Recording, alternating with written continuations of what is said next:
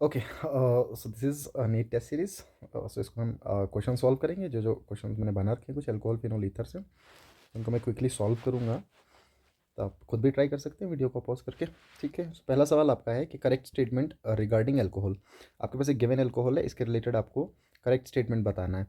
Okay, सो आपको classification पूछी गई है बेसिकली, सो उस बेसिस पे आपको बताना है। अब आपको ये पता है कि जो ओ एच ग्रुप है, जिस कार्बन सेंटर के साथ ही जुड़ रखा है, वो कार्बन सेंटर 3 डिग्री का है, क्योंकि वो फर्दर 3 कार्बन के साथ जुड़ रखा है।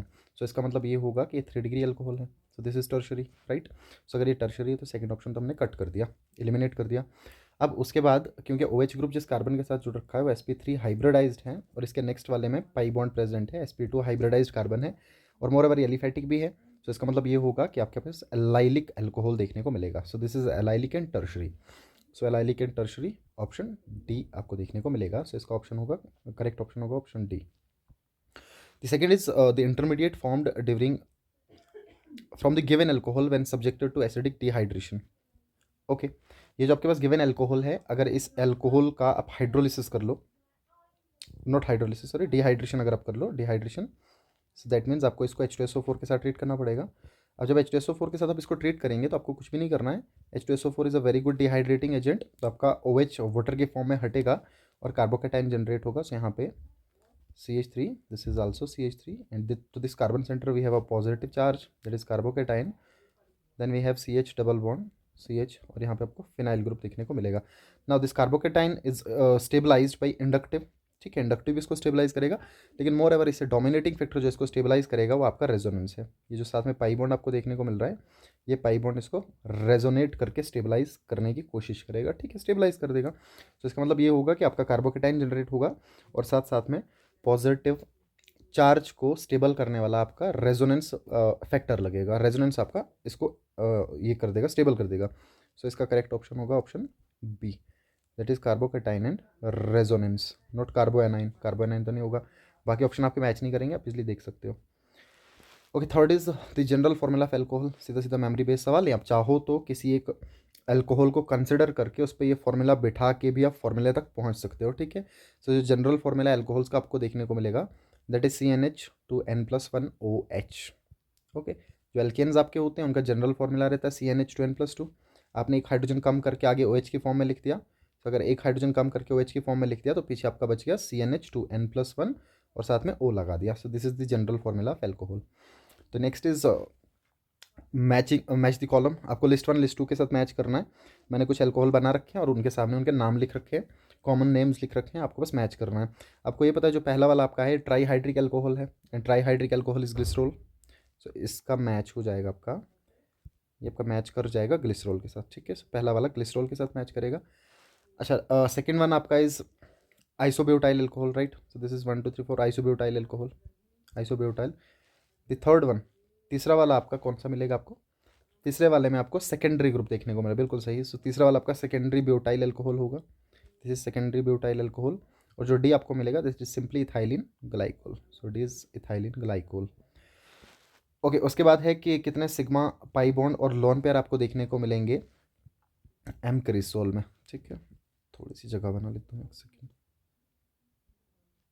ओके, सो एम क्रिसोल में आपको कितने सिग्मा पाई और लोन पेयर देखने को मिलेंगे? तो एम क्रिसोल बना लीजिए, एम क्रिसोल आपको पता होना चाहिए। This is M cresol, we have this way. यहाँ पे OH ग्रुप होगा और मेटा पे आपका CH3 ग्रुप देखने को मिल जाएगा। सी आपका आ जाएगा मेटा क्रिसोल। अब काउंट कर लीजिए, काउंट करने के बाद इसलिए आपको आंसर मिल जाएगा। अब पाई और लॉन पेयर देख लीजिएगा, पाई कितने हैं आपके पास? पाई आपके पास हो जाएंगे 3 पाई। सही है, सिंपली 3 पाई बेंजीन रिंग के अंदर आपको देखने को मिल रहे हैं। लॉन पेयर आपके पास सिर्फ 2 होंगे। आपको बेसिकली सिग्मा बॉन्ड्स ही देखना है। ठीक है, जब सिग्मा बॉन्ड्स काउंट कर लीजिएगा, this is 1, this is 2, we have 3 4 5 6 7 8 9 10, this is 11, this is 12, और इसके बाद ये hydrogens 13, then 14, then 15 and then 16। So 16 sigma bonds आपको देखने को मिल जाएंगे। ठीक है, so we have 16 sigma bonds, then 3 pi bonds and 2 lone pair. So option D इसका करेक्ट ऑप्शन हो जाएगा, option D. Okay, next is the position of OH group in resorcinol and quinol. Okay, आपको position बताना है रेजोर्सिनोल और क्विनोल में OH group का। अगर आपको स्ट्रक्चर्स पता हैं तो आप इजली रेजोर्सिनोल और क्विनोल में पोजीशन बता सकते हैं OH ग्रुप का। ठीक है, मैं ड्रॉ कर लेता हूँ। जो आपका रेजोर्सिनोल है that is nothing but dihydric alcohol, वो भी एरोमेटिक वाला आपको देखने को मिलेगा, phenol basically. This is OH and this is OH। सो ये आपका आ जाएगा मेटा 1,4 बेंजीन पे जो आपके 1,4 पोजिशन हैं उनको OH ग्रुप ऑक्यूपाई कर लेगा। और जो आपका क्विनोल है उसमें 1,4 पोजिशन ऑक्यूपाई हो जाता है। This is OH, this is OH। ठीक है, सो ये आ जाएगा रेजोर्सिनोल और ये आ जाएगा आपका क्विनोल, या इसको क्विनोन भी पढ़ते हैं, हाइड्रोक्विनोन भी पढ़ते हैं। सो इस वाले में पोजीशन आपको देखने को मिलेगा 1,3 और अगले वाले में आपको पोजीशन देखने को मिलेगा 1,4। सो 1,3 एंड 1,4। तो इसका करेक्ट ऑप्शन हो जाएगा option D, it is 1,3 and 1,4। The next is ये जो आपके पास मिथॉक्सी इथेन दे रखा है और ये जो आपके पास प्रोपेनोल बना रखा है, ये आइसोमर्स हैं एक दूसरे के, बिल्कुल ही आइसोमर्स हैं, दोनों के दोनों एक दूसरे में आइसोमरिक फॉर्म्स में हैं। आप देखिएगा दोनों का मॉलिकुलर फॉर्मूला आपको सेम देखने को मिल जाएगा और दोनों के दोनों आपस में आइसोमर्स हैं। और ये कौन से टाइप के आइसोमर्स आपको देखने को मिलेंगे? तो these are basically functional group isomers, functional group isomers. FGI functional group आपका बदल जा रहा है पूरा, एक ईथर है दूसरा एल्कोहल है, तो फंक्शनल ग्रुप आइसोमर्स होंगे।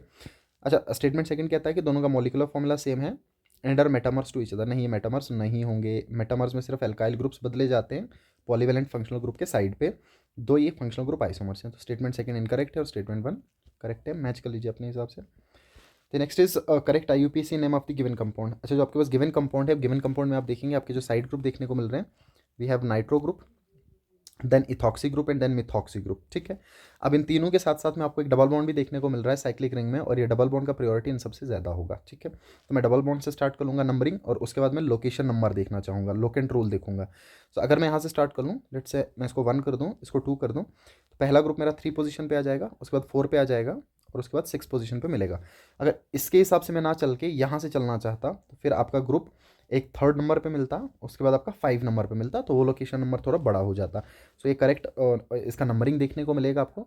अब इसके बाद अकॉर्डिंगली आप इनके अल्फ़ाबेटिक ऑर्डर्स की बेसिस पे इसको लिख सकते हैं। ठीक है, now this is methoxy, M से स्टार्ट होगा, this is ethoxy, so obvious सी बात है E पहले आएगा, and this is nitro, nitro M के बाद में आ जाएगा। ठीक है, सो मैं लिख लूँगा 4 पे ethoxy, so will have 4 ethoxy. ठीक है, उसके बाद 3 methoxy, then 3 methoxy, and after that we have 5 nitro, then 5 nitro and cyclohexene, say or cyclohexanine simply. ठीक है, so 4 3 5, so we'll have 4 3 5, okay, 4 3 not 5 actually, this is at 6, ये 6 थोड़ी सी गलती कर ली मैंने, this nitro is at position number 6 ना, this nitro is at position number 6, so this is 6 nitro, so we have 4 3 6, so 4 3 6, 4 ethoxy, 3 methoxy and 6 nitro cyclohexene. Correct option is option C। Okay, next है आपको major product बताना है। इस given में आपका major product क्या बनेगा? अच्छा, जो गिवन आपके पास है, ये बढ़िया सवाल है, एक सेकेंड में जगह बना लेता हूँ थोड़ी सी। ओके ओके, ये जो क्वेश्चन आपके पास गिवन है, इस क्वेश्चन में आप देखेंगे जो आपके पास सबस्ट्रेट है, सबस्ट्रेट में डबल बॉन्ड भी प्रेजेंट है और अल्कोहल भी प्रेजेंट है। ठीक है, अब देखिएगा बहुत स्टीरियो सेलेक्टिव रिएक्शन है, कीमो सेलेक्टिविटी रिएक्शन का आपको देखना पड़ेगा। अच्छा, this HCl will produce H positive ion, H positive ion इसको रिलीज करेगा and that H positive ion is going to attack on the lone pair of oxygen. This is very important. आपके पास double bond भी है but साथ में OH group भी लगा है, और OH ग्रुप के साथ में ये जो लोन पेयर प्रेजेंट है, ये लोन पेयर सिर्फ एक ही न्यूक्लियस ने पकड़ के रखे हुए हैं, वेरा जो डबल बॉन्ड आपके पास है वो 2 कार्बन सेंटर्स के बीच में प्रेजेंट है। सो जहाँ से जो H पॉजिटिव रिलीज होगा, that H positive will attack on this oxygen centre. अच्छा, जैसे H पॉजिटिव इसके ऊपर अटैक करेगा तो आप क्या देखेंगे, H पॉजिटिव के अटैक के बाद will have this way CH3 CH3, this is double bond CH, single bond CH2, और यहाँ पे आपका ऑक्सोनियम आयन का फॉर्मेशन हो जाएगा, this OH2 and positive charge. ना ऑक्सीजन पे पॉजिटिव चार्ज स्टेबल नहीं होगा तो ये क्या करेगा, साथ वाले बॉन्ड को ब्रेक करके हेटेरोलिटिकली क्लीव करके इलेक्ट्रॉन पेयर एक्सेप्ट करके हट जाएगा। ठीक है, वाटर की फॉर्म में हटेगा, और जैसे वाटर की फॉर्म में हटेगा there is formation of carbocation, so will have CH3 CH3, then double bond CH and single bond CH2 positive. Now the carbocation generated is 1 degree carbocation, and this 1 degree carbocation will get stabilized by allylic bond, ये जो साथ में allylic shift आपका देखने को मिल रहा है, सिंपली आप इसको रेजोनेंस के हिसाब से भी लेके चल सकते हैं। ये जो आपका साथ में पाई बॉन्ड देखने को मिल रहा है, ये पाई बॉन्ड शिफ्ट करेगा यहाँ से यहाँ, और इसके रेजोनेंस के कारण पॉजिटिव चार्ज स्टेबलाइज देखने को मिलेगा। ठीक है, अब किस तरीके से स्टेबलाइज हो जाएगा, this way will have CH3 C CH3, then this is single bond CH and we have double bond CH2। और इसके शिफ्ट के बाद ये जो पॉजिटिव चार्ज है, ये पॉजिटिव चार्ज यहाँ पे जनरेट हो जाएगा।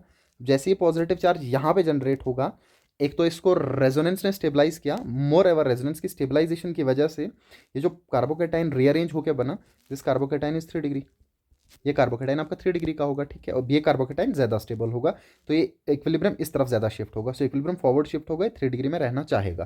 अच्छा, जैसे आपने 3 डिग्री जनरेट किया, अब उसके बाद अटैक आपको देखने को मिलेगा Cl नेगेटिव का। जो Cl नेगेटिव था आपका, अब वो Cl नेगेटिव आके यहाँ पे अटैक करेगा, और जैसे Cl नेगेटिव आके अटैक करेगा, Cl यहाँ पे अटैच कर जाएगा, और ये आपके पास बनेगा this way CH3 C CH3 Cl आके यहाँ पे जुड़ गया। So will have chlorine at this position, then we have CH double bond CH2। ये आपका फाइनल प्रोडक्ट देखने को मिल जाएगा। ठीक है, बस इस क्वेश्चन में थोड़ा सा मॉडिफिकेशन में कर दूँ, वो ये होगा कि जो HCl आपका है, ये एक इक्विवेलेंट लिख लेता हूँ मैं।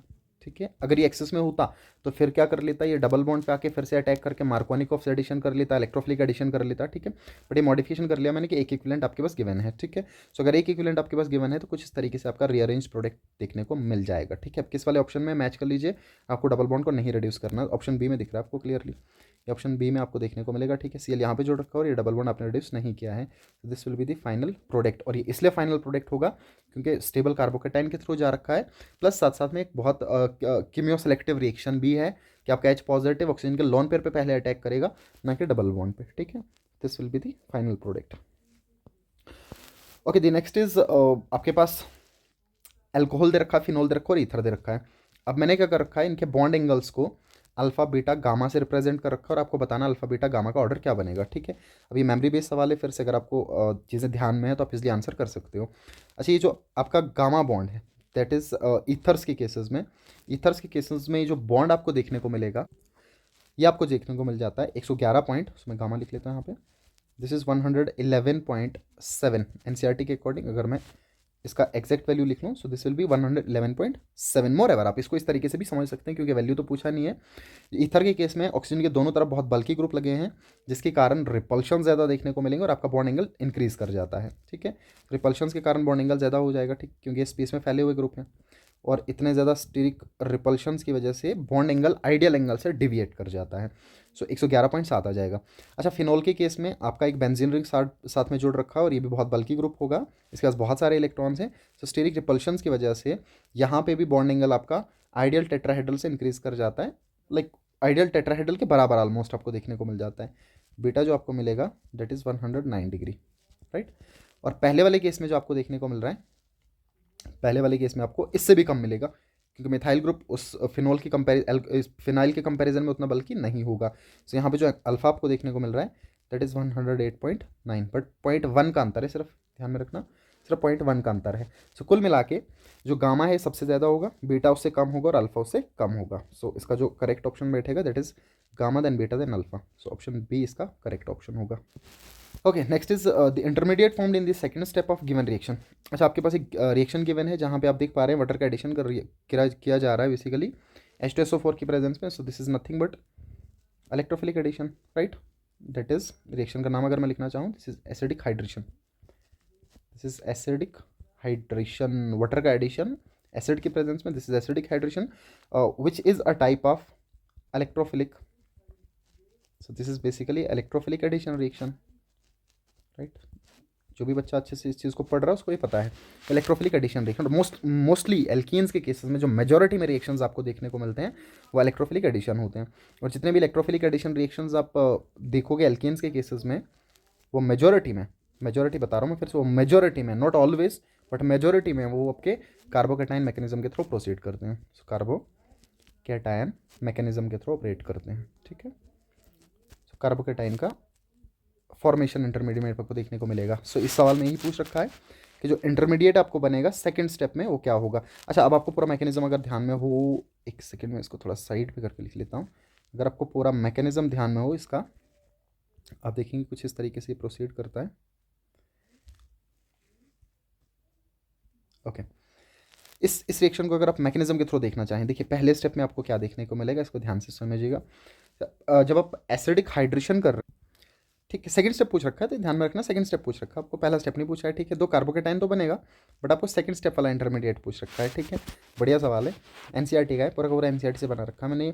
अच्छा, मान लीजिए आप मैकेनिज्म के थ्रू चलना चाहें तो आपको पता भी होगा, this way we have C double bond C plus in the first step there is attack of H positive ion, more ever आप इसको H3O पॉजिटिव आइन के फॉर्म में भी लिख सकते हो, सेम बात है, ठीक है। जब एच पॉजिटिव आइन आके अटैक करेगा, एच पॉजिटिव का अटैक करवा दीजिए किसी भी कार्बन सेंटर पे, ठीक है, सिमेट्रिक है। अगर आपने यहाँ पे अटैक कर दिया तो कुछ इस तरीके से आपका पहले स्टेप में इंटरमीडिएट बनेगा, that is we have C single bond C this way, second, just this arrow will be from donor to acceptor only, तो यहाँ से यहाँ की तरफ, ठीक है। अच्छा, जब ये एच पॉजिटिव आके यहाँ पे चिपकेगा, एच पॉजिटिव आके यहाँ पे बैठेगा, तो इस एच पॉजिटिव के आने के बाद इलेक्ट्रोमेलिक शिफ्ट देखने को मिलेगा, जिसकी वजह से इसके नेक्स्ट वाले कार्बन पे पॉजिटिव चार्ज जनरेट हो जाएगा, तो कार्बोकेटाइन बनेगा। पहले स्टेप में होगा, ये पहले स्टेप में होगा, स्टेप 1 में कार्बोकेटाइन का जनरेशन होगा, ठीक है। आपको स्टेप सेकंड पूछा है। अब जैसे ही कार्बोकेटाइन का जनरेशन हो गया तो आप ये देखोगे इसके ऊपर वाटर का अटैक हो जाएगा, क्योंकि इलेक्ट्रोफाइल जनरेट हो गया तो इलेक्ट्रोफाइल पे वाटर आके न्यूक्लियोफिलिक अटैक करवा देगा। जैसे ही वाटर का अटैक आपको देखने को मिलेगा, वाटर मॉलिक्यूल आके अटैक करेगा, और इस कार्बन सेंटर पे जैसे ही अटैक करेगा, कुछ इस तरीके से आपका एक और इंटरमीडिएट जनरेट हो जाएगा। दिस वे वी हैव सी, यहाँ पे H, और यहाँ पे आपका वाटर मॉलिक्यूल ऑक्सीजन के थ्रू आके न्यूक्लियोफिलिक अटैक कर गया, दिस वे, एंड ऑक्सीजन के ऊपर आपका पॉजिटिव चार्ज जनरेट हो गया क्योंकि इसने लोन पे डोनेट कर दिया। So this is the formation of oxonium आइन। सो ये आपके पास ऑक्सोनियम आइन बनेगा, ऑक्सोनियम आइन का फॉर्मेशन, ठीक है। ऑक्सीजन 2 हाइड्रोजन के साथ जुड़ रखा है और इसके ऊपर पॉजिटिव चार्ज है क्योंकि साथ में एक और कार्बन सेंटर के साथ भी जुड़ रखा है, तो ये आपका ऑक्सोनियम आइन का फॉर्मेशन हो जाएगा। सेकंड स्टेप में आपका ऑक्सोनियम आइन बनेगा, दिस इज स्टेप सेकंड। सो आपको सवाल को बहुत अच्छे से समझना और उसके बाद आंसर करना है।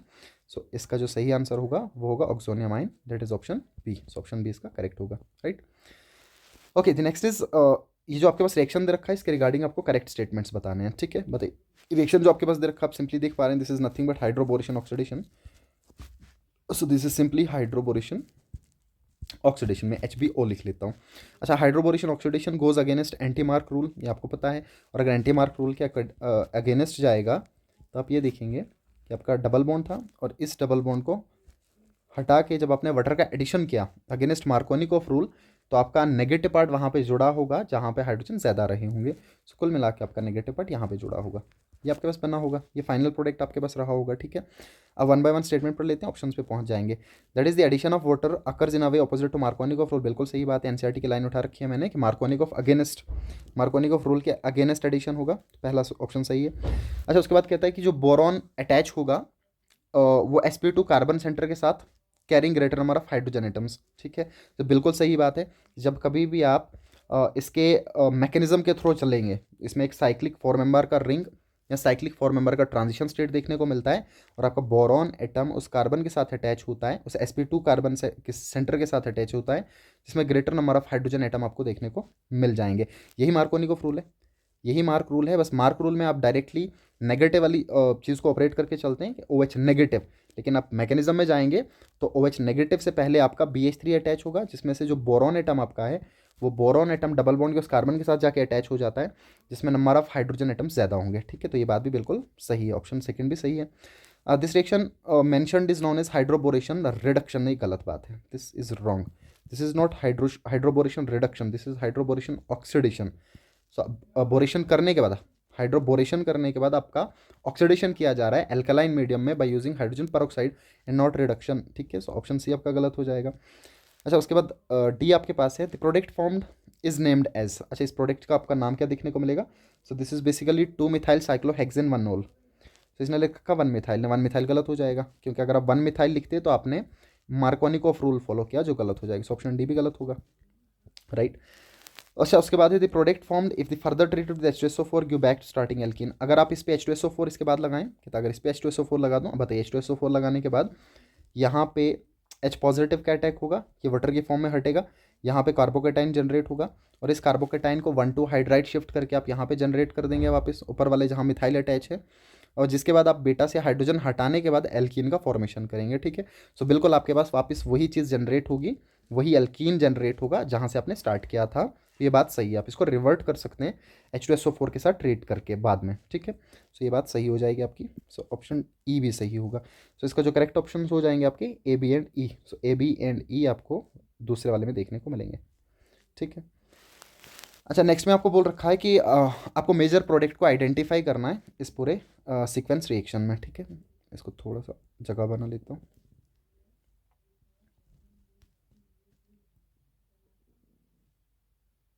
ओके, सो जो आपके पास गिवन सबस्ट्रेट है दैट इज ब्यूटीन, सही है। मैं लिख लेता हूँ वापस से, दिस इज ब्यूटीन।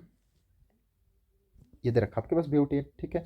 अच्छा, इस ब्यूटेन को ट्रीट किया जा रहा है सेम हाइड्रोबोरेशन ऑक्सीडेशन अभी ऊपर देख लिया हमने। इसको ट्रीट किया जा रहा है डाइबोरेन के साथ in presence of TH followed by oxidation in alkaline medium by using H2O2। So this is nothing but hydroboration oxidation. तो पहले वाले में हाइड्रोबोरेशन ऑक्सीडेशन होगा, और अगर हाइड्रोबोरेशन ऑक्सीडेशन होगा तो एंटी मार्क एडिशन होगा वाटर का, और आपके पास एंटी के अकॉर्डिंग जो OH है कुछ इस तरीके से टर्मिनल कार्बन पे जुड़ जाएगा, ठीक है।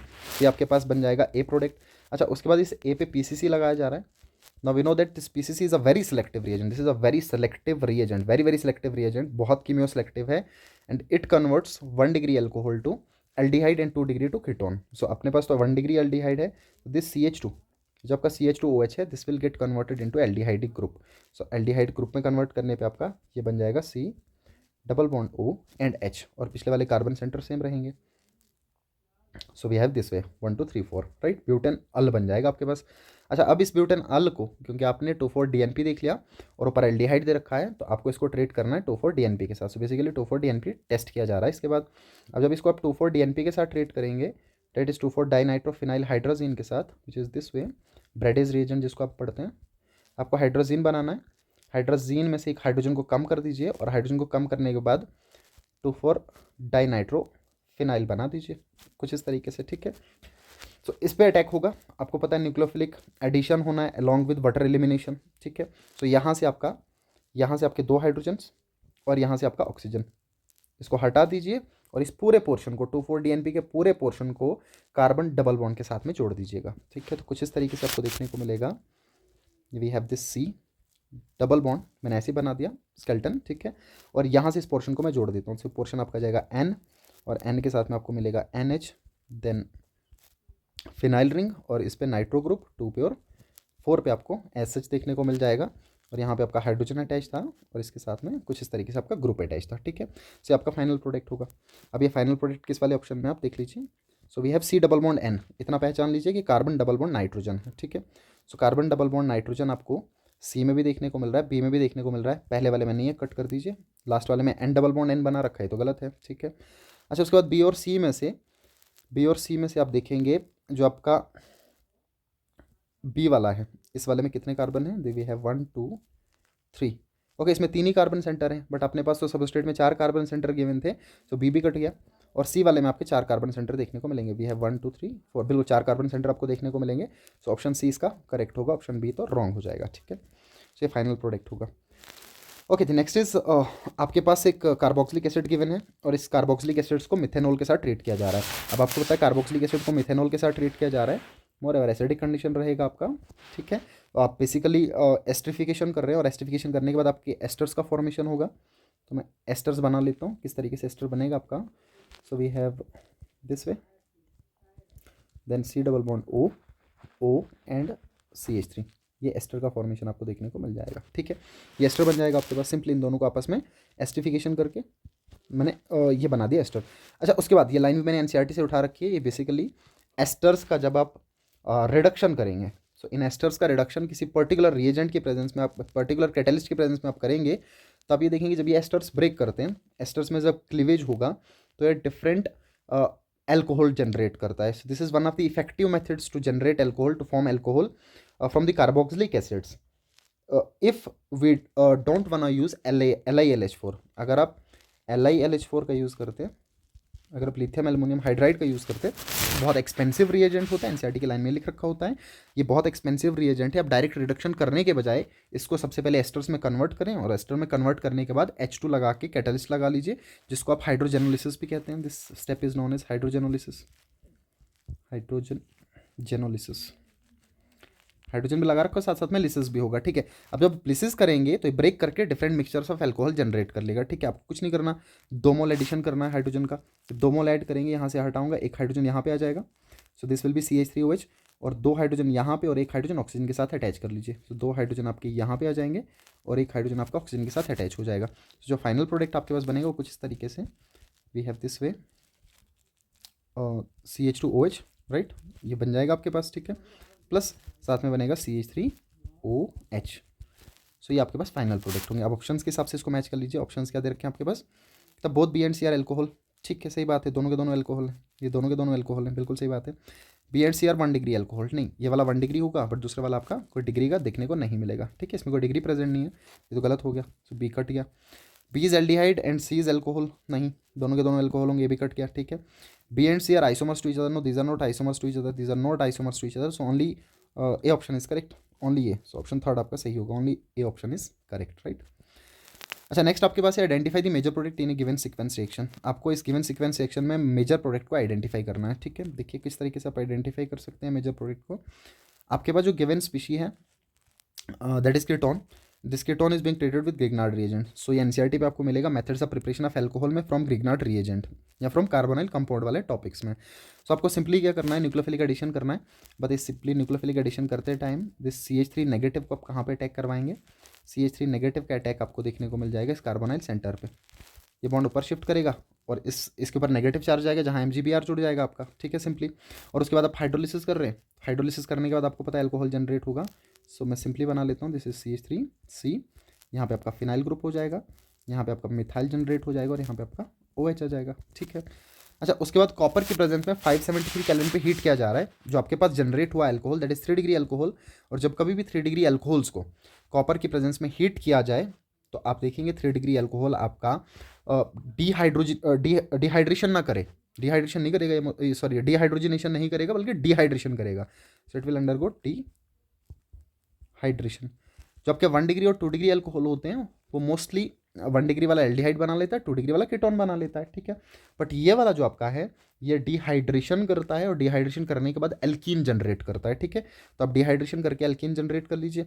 जब आप एल्कीन जनरेट कर लेंगे will have CH2 double bond C then CH3 और यहाँ पे आपका फिनाइल ग्रुप ऐसे देखने को मिल जाएगा। ये आपका फाइनल प्रोडक्ट होगा, ठीक है। मैच कर लीजिए ऑप्शन के साथ। देखिए ऑप्शन बी में आपको देखने को मिल रहा है we have CH3C double bond CH2 and then phenyl. बाकी कोई ऑप्शन मैच नहीं करेगा, कहीं ना कहीं गड़बड़ होगी, आप मैच कर सकते हैं खुद से भी। द नेक्स्ट इज आपको मेजर प्रोडक्ट बताना है इसमें, ठीक है। फिर से एनसीईआरटी के लाइंस उठा रखे हैं मैंने। अच्छा, जो गिवन सबस्ट्रेट आपके पास है ये ये वाला जो आपके पास सबस्ट्रेट है ये क्यूमेन से आपका जनरेट होता है, आपको पता है। क्यूमेन से क्यूमेन की प्रेजेंस में जब आप एरियल ऑक्सीडेशन करते हैं तो आपके पास कुछ इस तरीके से क्यूमेन हाइड्रोपेरोक्साइड जनरेट होता है। So this is basically cumin hydroperoxide, hydroperoxide, this is not carboxylic acid, ठीक है। क्यूमीन हाइड्रोपेरोक्साइड, ये पेरोक्साइड लिंकेज आपको देखने को मिल रहा है। अच्छा, जब इस पर एसिडिक वर्कअप किया जाता है तो आप ये देखेंगे कि एसिडिक वर्कअप करने के बाद ये क्लीव करता है, ये सबस्ट्रेट जो आपके पास इंटरमीडिएट बन रहा है बेसिकली ये क्लीव करता है। क्लीव करने के बाद आपके पास एसीटोन जनरेट करता है और साथ साथ में फिनोल बनता है, ठीक है। तो यहाँ पे एसीटोन जनरेट होगा, वी हैव दिस वे, और आपका जो मेजर प्रोडक्ट बनता है जिसके लिए पूरा रिएक्शन किया जाता है दैट इज फिनोल, राइट। इससे आपका फिनोल बनेगा। अच्छा, इस फिनोल पे सल्फोनेशन किया जा रहा है। अब जब फिनोल पे सल्फोनेशन किया जाता है तो बहुत रिएक्टिव है फिनोल।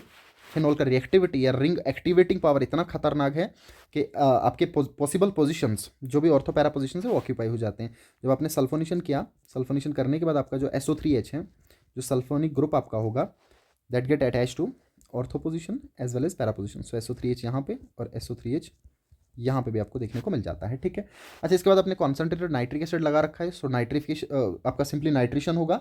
बट प्लीज साथ साथ में आपको ये चीज़ भी ध्यान में रखनी है कि अगर आपका सल्फोनिक ग्रुप प्रेजेंट है तो डीसल्फोनेशन भी होगा, which is basically a very effective method for the preparation of picric acid, ठीक है। जो मैंने स्टेप उठा रखा है एनसीईआरटी का, ये बहुत इफेक्टिव मेथड है आपका पिक्रिक एसिड को जनरेट करने का, जो डायरेक्टली आप फिनोल से जनरेट नहीं करेंगे, वहाँ पे यील्ड अच्छा नहीं मिलता है, आपको साइड प्रोडक्ट भी देखने को मिलते हैं।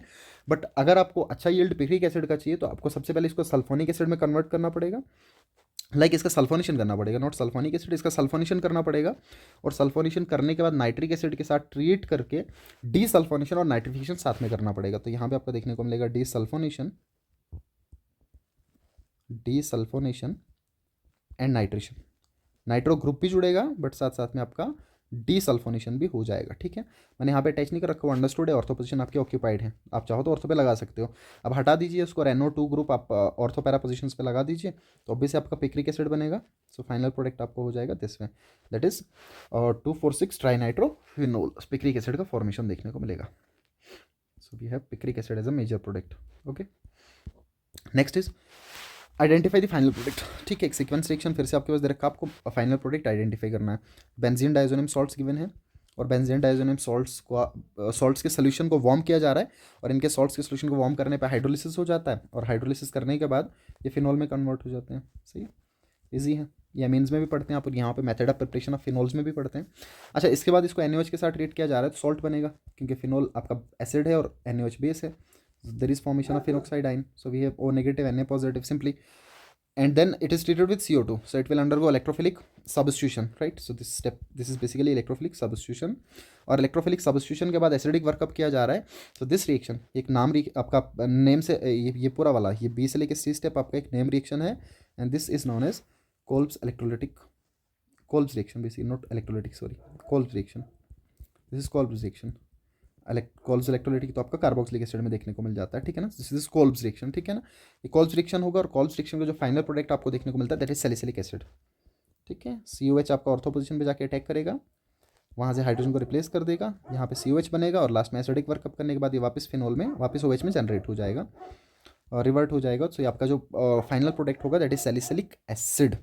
Salicylic acid final product, option C इसका सही आंसर होगा। ठीक है, वेर एज दिस सैलिसल्डिहाइड, ये आपको पता है सैलिसल्डिहाइड आपका RT रिएक्शन में बनता है, दैट इज राइमर तैमान रिएक्शन में, और जो पिक्रिक एसिड हमने ऊपर ही देख लिया। ओके, अच्छा, most suitable reagent in the following conversion. ठीक है, बढ़िया सवाल है ये भी मैंने NCERT की लाइन से उठा रखा है कि इस कन्वर्जन को करने के लिए आपको सुइटेबल रिएजेंट बताना है और प्रोडक्ट का नाम बताना है। ठीक है, अब सुइटेबल रिएजेंट जो NCERT ने लिखा है आपके पास क्या रहेगा, Na2Cr2O7, that is sodium dichromate, और साथ साथ में एसिडिक कंडीशन H2SO4। ठीक है, सो इकलौता NCERT ने लिख रखा, तो इसको इसी हिसाब से ध्यान में रखना, that is sodium dichromate H2SO4 की प्रेजेंस में। अब पोटेशियम डाइक्रोमेट भी लगा सकते हैं generally, but sodium dichromate NCERT ने प्रेफर किया है, हम इसी तरीके से चलना चाहेंगे।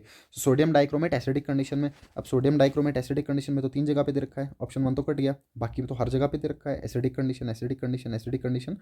अब प्रोडक्ट का नाम आपको देखना है, अब ये प्रोडक्ट का नाम आपको कंफ्यूज ना करे, इसलिए आपको ये ध्यान में रखना है। जो आपके पास प्रोडक्ट बनेगा दिस इज बेंजोक्विनोन, जो प्रोडक्ट आपका है this is benzoquinone, this same product and this same reaction is also for aniline. अगर आप एनालिन पे यही रिएजेंट लगा के उसका ऑक्सीडेशन कर दें तो सेम बेंजोक्विनोन का जनरेशन होगा, तो बेंजोक्विनोन का फॉर्मेशन आपको देखने को मिलेगा। सो इसका करेक्ट ऑप्शन होगा ऑप्शन C। वेरे जो क्विनोन और क्विनोल दे रखा आपके पास दैट इज बेसिकली 1,4, जो ऊपर ही बता दिया मैंने, जो 1,4 बेंजीन पे जब आपके OH ग्रुप प्रेजेंट होते हैं उसको आप क्विनोल या हाइड्रोक्विनोन दोनों पढ़ लेते हैं। ठीक है, तो ये आपका बेंजोक्विनोन होगा। सो इसका करेक्ट ऑप्शन आ जाएगा ऑप्शन C। अच्छा, आपको आइडेंटिफाई करना है मेजर प्रोडक्ट इस सीक्वेंस रिएक्शन में। सो आपके पास एक टर्शरी अल्कोहल दे रखा है, 3 डिग्री वाला अल्कोहल दे रखा है, और 3 डिग्री वाले अल्कोहल पे आप 20% H3PO4 का यूज़ कर रहे हैं, जो कि बहुत अच्छा डिहाइड्रेटिंग एजेंट होगा। सो सिंपली आपको डिहाइड्रेशन करना है, और जब डिहाइड्रेशन होगा तो आपके पास एल्कीन का फॉर्मेशन होगा, OH हटेगा और बीटा से आपका प्रोटोन हटेगा और एल्कीन का फॉर्मेशन होगा। So we have this way CH3 C double bond CH2 and then CH3, simply आपने एल्कीन बना लिया। अच्छा, इस एल्कीन के बाद आप इस पे HCl का एडिशन कर रहे हैं, so there is electrophilic addition reaction.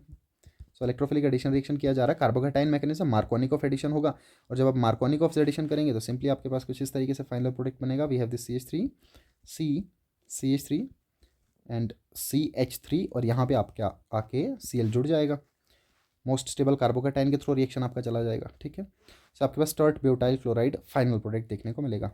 Tert butyl chloride final product होगा, किस वाले ऑप्शन में आपका मैच कर रहा है,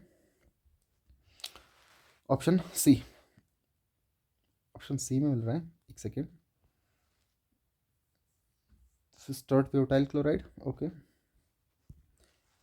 ओके, ऑप्शन C। एक्चुअली में हाइड्रोजन ज़्यादा है, इस हाइड्रोजन को प्लीज़ काट दीजिएगा, अदरवाइज बैलेंस डिस्टर्ब हो जाएगा। ठीक है ना, ऑप्शन C आ जाएगा आपका, ये इस तरीके से। We have C H3C, C के साथ में Cl है, और यहाँ पे 2 CH3 हैं, सो CH3 CH3। ओके, हाइड्रोजन को प्लीज़ काट देना। ठीक है, सो ये करेक्ट ऑप्शन होगा आपका option C, tert butyl chloride, option C correct होगा।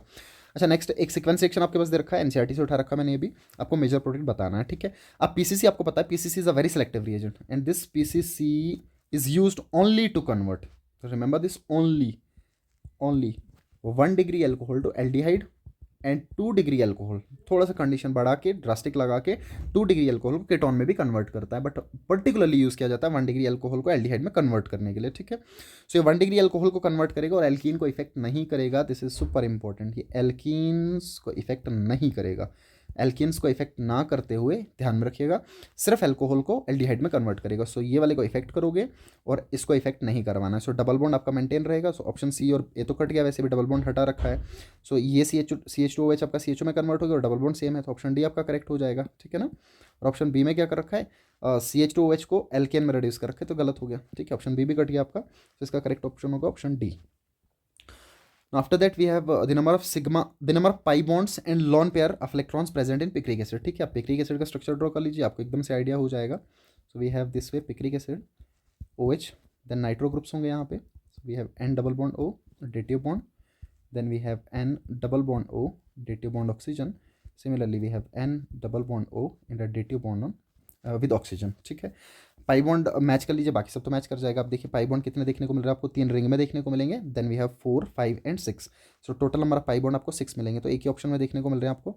सो 6 पाई बॉन्ड आपको देखने को मिलेंगे, ठीक है। उसके बाद आप लोन पेयर काउंट कर सकते हैं सिंपली डेटिव के हिसाब से चलना। लोन पेयर जब काउंट करोगे, क्योंकि यहाँ पे डेटिव बॉन्ड बन रखा है, तो इसके ऊपर 3 लोन पेयर आपको देखने को मिलेंगे और इस वाले ऑक्सीजन पे आपको 2 लोन पेयर देखने को मिलेंगे, ठीक है। सिमिलरली बाकियों में भी होंगे और यहाँ पे भी ऑक्सीजन में 2 लोन पेयर होंगे, तो आप सिंपली इसको काउंट करके चल सकते हैं, ठीक है ना। तो यहाँ पे कितने आगे, एक NO2 में आपको 5 देखने को मिल रहे हैं। अगर एक NO2 में 5 है तो 3 में 15 हो जाएंगे, 15 वहाँ पे और 2 यहाँ पे हो जाएंगे 17, ठीक है। तो 17 नॉन पेयर हो जाएंगे और 6 आपके पास पाई बॉन्ड्स देखने को मिलेंगे। तो ऑप्शन डी इसका करेक्ट होगा। ओके, अगेन NCERT की लाइन का है, the enzyme used in the following reaction. काफ़ी सिंपल से आपको ऐसे भी पता होगा। इस कन्वर्जन के लिए आपको जाइमेज एंजाइम का यूज़ करना पड़ता है, जो ग्लूकोज को कन्वर्ट कर देता है इथेनॉल में, ठीक है। सो जाइमेज एंजाइम यूज़ हो जाएगा। Next is during denaturation of alcohol. This is again important कि डिनेचुरेशन ऑफ एल्कोहल अगर आपने करवाना है तो कौन सा रिएजेंट ऐड किया जाता है कलर प्रोवाइड करने के लिए। सो इसमें आपको ध्यान में रखना है कॉपर सल्फेट ऐड किया जाता है। जो कॉपर सल्फेट आपका है ये कलर उस डिनेचुर्ड एल्कोहल को, जो कि पीने के काबिल होता नहीं है, डिनेचुर्ड एल्कोहल का मतलब होता है which is unfit for drinking, और आपने इसको मोस्टली किसी पर्पज़ के लिए बना रखा होता है, ठीक है ना, मोस्टली किसी पर्पज़ के लिए।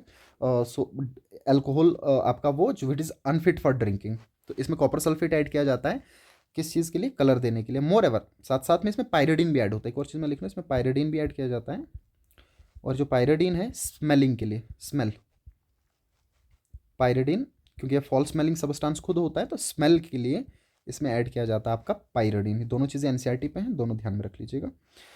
ओके, नेक्स्ट है आपके पास मेजर प्रोडक्ट इस फॉलोइंग रिएक्शन में क्या देखने को मिलेगा। आपके पास टर्शरी ब्यूटाइल ब्रोमाइड दे रखा है। So we have tertiary butyl bromide this way, we have Me and Br, this is tert butyl bromide. अच्छा, स्टर्ट ब्यूटाइल ब्रोमाइड को बेसिकली अल्कोक्साइड आयन के साथ मिथोक्साइड आयन के साथ ट्रीट कर रहे हैं। सो मिथोक्साइड आयन के साथ ट्रीट करने पे जनरली जो रिएक्शन आपका देखने को मिल रहा है that is between alkyl halide and methoxide ion. तो होना तो आपको विलियमसन सिंथेसिस है, बट बेसिकली ये लिमिटेशन है विलियमसन सिंथेसिस का। क्यों? क्योंकि अगर आपके पास 3 डिग्री अल्कोहल हुआ और साथ में अल्कोक्साइड हुआ तो ये विलियमसन सिंथेसिस नहीं देगा, it will undergo simply elimination reaction. Simply elimination reaction दिखाएगा, क्योंकि जो मिथोक्साइड आयन आपके पास होगा ये बेस और न्यूक्लियोफाइल दोनों की तरह काम करता है, बट अब ये बेस की तरह काम करेगा, न्यूक्लियोफाइल की तरह इसलिए नहीं क्योंकि आपके पास जो सबस्ट्रेट है दैट इज स्टेरिकली क्राउडेड, और स्टेरिक क्राउडिंग होने की वजह से न्यूक्लियोफिलिक सबस्टिट्यूशन के चांसेस कम हो जाते हैं। तो ये बेस क्या कर लेगा, बेस आके आपका बीटा प्रोटॉन हटा लेगा। जैसे ही बीटा प्रोटॉन एब्स्ट्रैक्ट कर लेगा, मैं ड्रॉ कर लेता हूँ इसको, देखिएगा ये क्या काम करेगा, इसको देख लीजिए। यहाँ पे जो आपका CH3 ग्रुप होगा दिस वे, CH2 लिख लेता हूँ, तो बेस आके प्रोटॉन को हटा देगा। सो बेस आके अटैक कर जाएगा, इस प्रोटॉन को खींच के ले जाएगा, ठीक है, और ये बॉन्ड यहाँ पे शिफ्ट करेगा, और सिमिलरली आपका जो Br है which is very good leaving group हट जाएगा, और Br हट के आपके पास एल्केन का जनरेशन हो जाएगा। So we have CH3 C double bond CH2 and then CH3 इस तरीके से, ठीक है। अच्छा, इसके बाद रिडक्टिव ओजोनोलिसिस किया जा रहा है। आप देख पा रहे हैं पूरे के पूरे रिएजेंट, सबसे पहले ओजोनाइड का फॉर्मेशन होगा और उसके बाद जिंक लगा रखा वाटर की प्रेजेंस में, तो ऑब्वियसली रिडक्टिव ओजोनोलिसिस करवाया जा रहा है। Then we have reductive ozonolysis, ठीक है।